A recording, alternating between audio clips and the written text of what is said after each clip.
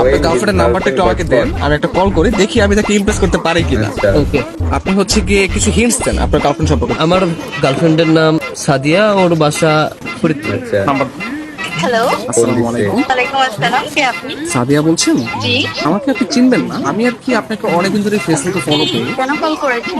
আপনার পরিচয় কি? অ্যাকচুয়ালি আমার নাম হচ্ছে মাহিন, তো আপনি আমাকে চিনবেন না, পরিচয় দিও না। আপনি দেখতে যেরকম সুন্দর, আজকে কল করার পর মনে হলো আপনার বয়সটাও এরকম সুন্দর। মানে আপনি সব দিক দিয়ে পারফেক্ট। মানে একটা মানুষ এত সুন্দর কিভাবে হয়, মানে আমি আর কি কল্পনা করেও পারতেছি না।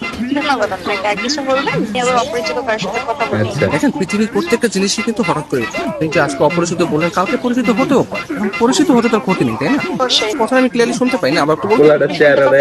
হ্যাঁ, এখন শুনতে পাচ্ছি। মানে আপনার কথা শুধু আমার কানে না, আমার মনেও পৌঁছে যাচ্ছে। আপনি বলেন আপনি অনেক আসলে। ভালো ফ্লোর।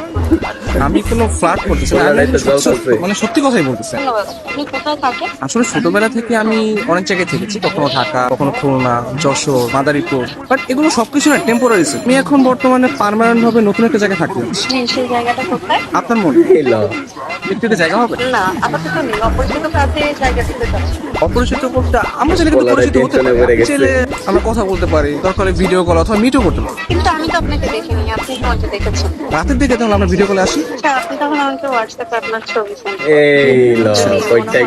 কথা বলা যায় বা ভালো লাগে, তাহলে আমি আপনার সাথে কন্টিনিউ করবো, সমস্যা নেই। তো আপনি কোন ধরনের ফটো দেখতে যাচ্ছেন? আপনার কিছু ওয়াও টাইপের আমার ভালো লাগবে। আচ্ছা ঠিক আছে, আমি আপনাকে কিছু আমার সত্য সত্য ক্লিপ পাঠিয়ে। তার বাচ্চা সুন্দর সুন্দর কেন হঠাৎ দিয়ে দিই কে? আমি তুষার।